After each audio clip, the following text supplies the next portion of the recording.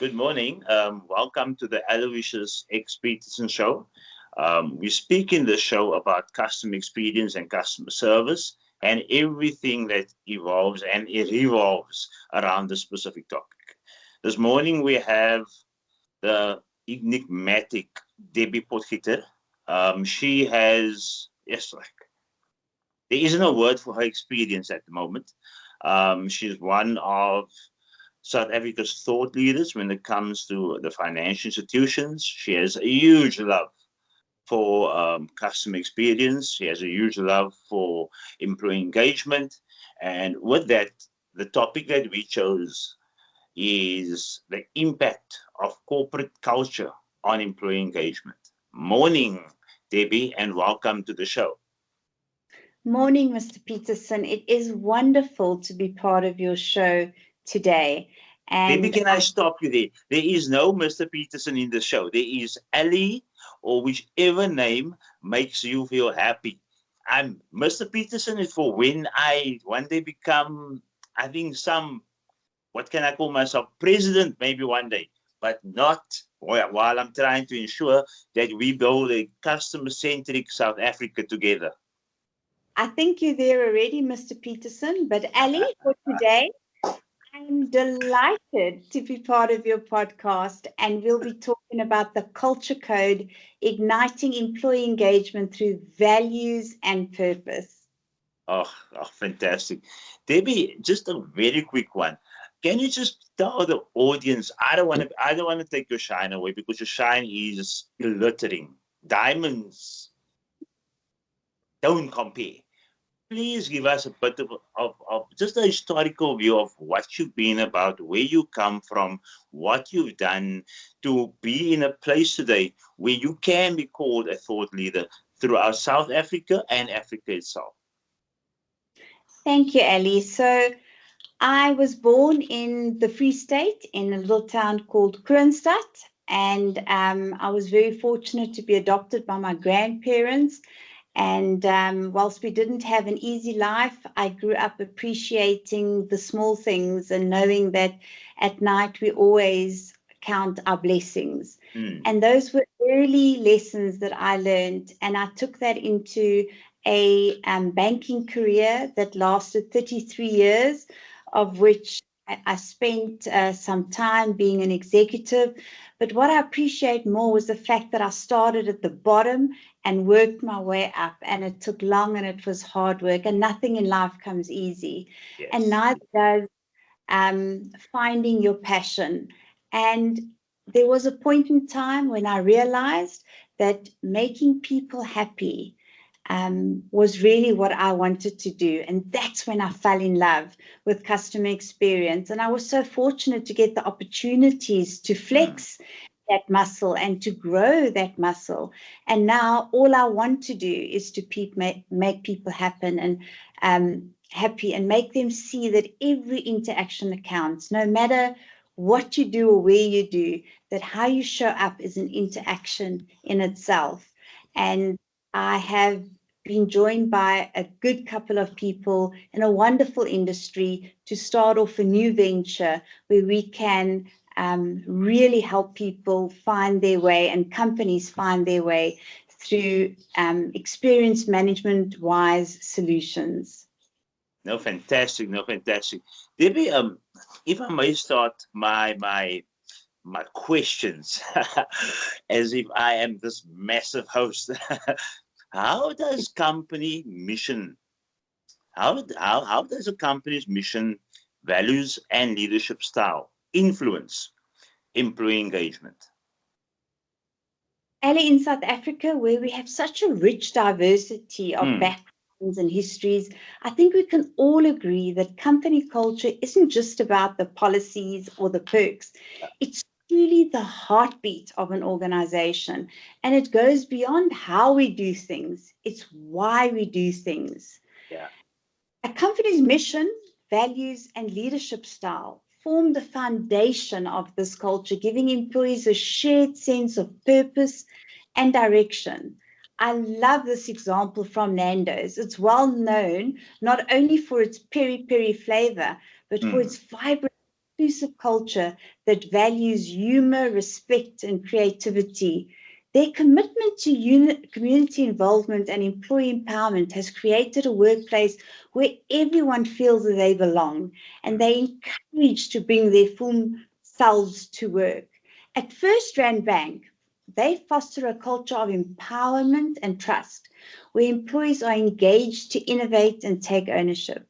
These elements of trust and empowerment are vital in engaging employees because that creates a space where everyone can feel respected and motivated to give their best. Wow, it's the funniest thing. I just said it. And if we talk about Nando's, I mean, Nando's is, if you look at it from a business perspective, Nando's is a Springbok brand of South Africa. Nando's you'll find in Australia, you find it in the UK. So when you travel as South African, you're going to find Nando's. We've actually, in fact, Nando's has ensured that the South African flavor, South African culture is embedded in a different country, which means you feel at home no matter where you go. And I think that is one of the things that they established by ensuring that their company mission, that their values are all intertwined with the customer as well as the employee, which is fantastic. If I were to go on and speak about it, what role does recognition and rewards play in fostering employment engagement in organizations, in your opinion?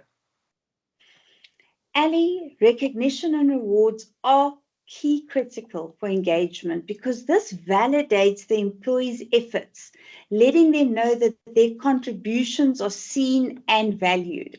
Here, Woolworths is a great example of how a company integrates recognition into its culture. They don't just reward employees, they celebrate those who embodies Woolworths' commitment to quality and customer service, and they do this publicly, making them feel seen and appreciated. And it goes a long way in fostering loyalty. Recognizing employees in a way that aligns with company values not only motivates individuals, but reinforces the culture as a whole. Now, there's a beautiful quote, and it's a personal favorite of mine. You'll find it, I think, on my Facebook or my LinkedIn page or both. It's by Maya Angelou, and I think it applies here. She says, people will forget what you said. People will forget what you did. But people will never forget how you make them feel. And recognition programs that focus on that genuine acknowledgement that make people feel valued has a lasting effect on their commitment and morale. No, definitely. And I fully agree with you. Debbie, what specific cultural elements drive or hinder this specific connection within organizations when you're talking about rewards, you're talking about loyalty, and you're talking about how this aligns with the mission and the value aspect of the organization? Again, Nelson Mandela comes to mind, and he said, it is what we make out of what we have, not what we are given, that separates one person from another. So when our leadership model values like trust and transparency, it allows employees to rise to their full potential. Without these cultural elements, employees may feel disconnected and disengaged. And further to that, recognition programs even are more impactful when companies can involve employees in setting the criteria for recognition, celebrating achievements in an open forum or on digital space. Ali, who doesn't want to be on social media, amplifies the impact and it encourages employees to aspire to these values. When recognition is authentic, and it's linked to the company's core and it's modeled by leadership, then it fosters a culture where everyone feels truly valued. And when we don't have that leadership modeling, if we don't see how culture is supposed to be in an organization, then we become disengaged and disempowered. Debbie, we're very fortunate to be living in South Africa, and we a country that have a multitude of different cultures. I think we speak about 11, let's say 12 official languages now. that we have in this country. And one of the things that I have noticed is when you have 12 official languages, and let's take a contact center, and I'm not going to mention any names, you're going to find people from different cultural backgrounds. You're going to find people with different expectations. You're going to find we're also sitting in this era where we sit with an age appropriate issue, where you might have a team, for example, that has a 35-year-old and then they have a 22-year-old, but there's going to be an imbalance because of the generational split you find. So you're sitting with imbalances and barriers within the organization from a cultural perspective, from a language perspective, from an expectation perspective, and then as well an age perspective. How do companies go about ensuring that not only is the HR and recruitment strategy in line with their own employee engagement strategy, but also to ensure that the middle management, who obviously manages these individuals, are able to relate the message from a top level perspective? It's a beautiful question you ask, and it's set in a beautiful context. South Africa is beautiful. It's beautiful for its diversity. And, these aren't just corporate buzzwords. It's essential in creating workplaces where everyone feels respected and empowered. And it's important to address these barriers to engagement, like the gaps in diversity, equity, and inclusion. But Ali, it requires a proactive and intentional approach. Middle management, senior management, any management, and even individual teams need to be intentional about looking at the unconscious biases that they may have in the back of their heads and showing up in a way that allows every type of person, no matter the age, no matter the creed, no matter the background, no matter anything, everybody has a voice, and that voice needs to be heard or needs to be seen, and the person needs to be valued. That's at the core of customer experience, really, is making somebody feel good. Going back to Maya Angelou's story. Now, Old Mutual is a great local example of a company making strides in this area. They've put in place mentorship programs, and they've set ambitious targets for diverse representation in leadership roles, creating opportunities for growth and inclusion. One last Mandela quote for the day. He says, if you want the cooperation of humans around you, you must make them feel that they are important. And you do that by being genuine and humble. And that is what Mandela did for this country. Yeah. No matter what, he came across as with great humility and hugely authentic.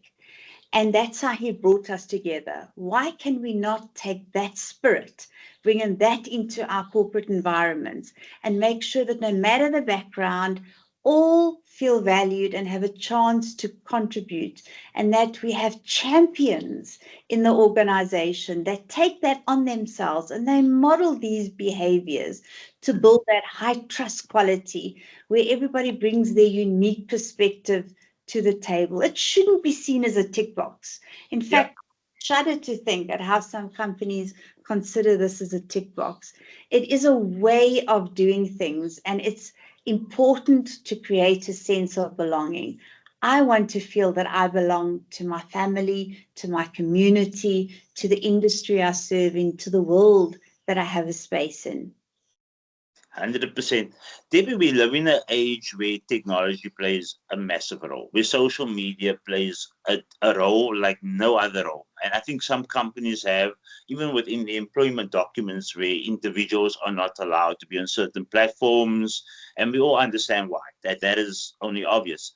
But one of the things that I always look at and always try and figure out from a personal perspective is, what are the key metrics and indicators companies should be using to effectively measure the performance of the staff? But not just looking at the performance, because remember, this is a human being. This is not a robot at any point.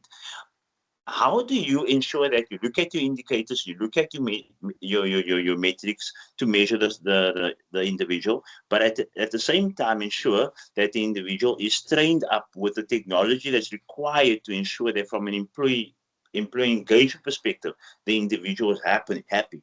The reason why I asked this question is what I found and learned recently is that companies onboard fantastic technology, but then the staff member struggles to use the technology.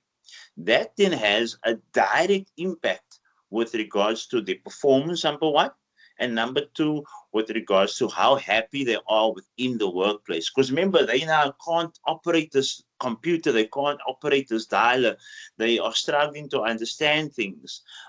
Do you think there's a specific metric or indicators we can start using to ensure that we can combine it but not really burn the employee? Most companies are burning employees at the moment because education levels, as we all know, is not the best in South Africa. But we as corporates then have to fill that gap within the workplace. What can we do to make sure that happens, but also make sure that the alignment from a metrics and indicators perspective is the correct measurement to ensure the growth of that specific individual at the company? Ali, I think you've asked me 19 questions in I one. know. But I'm going to take a stab at it. So I think to start off with, companies shouldn't be afraid of letting their staff use social media.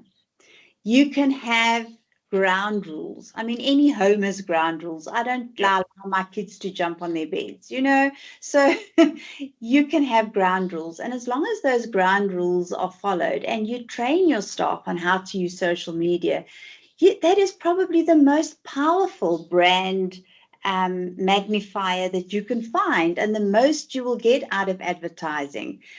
So I don't think companies should be afraid of it. Companies that bring in new technology are highly regarded, but the technology only goes as far as the human that is trying to use it. And if you don't have that connection, and whether that connection is understanding the technology, empowering the employee to use that technology to its fullest, and for it not to hinder and pull back, because sometimes you have to quickly add on 5,000 notes before you can end the call, and the client's hanging on at the other side, so you really have to work hand in hand. Technology must be the glove that fits on the hand, and that if the glove is too small, the hand is not going to operate. If the glove is too big, the hand's not going to operate effectively. So, but to truly understand the impact of culture on engagement, we need to look at both quantitative and qualitative measures. We need to hear what our staff say. They're in the front line. They're facing our clients all day long.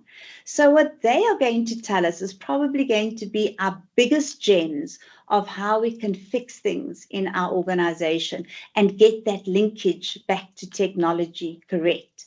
But then there's also quantitative measures, and these include things like customer satisfaction scores, turnover rates, absenteeism, presenteeism, productivity levels, and customer feedback. Now, Nedbank is another great example that uses employee pulse surveys regularly to gather insights on engagement and satisfaction.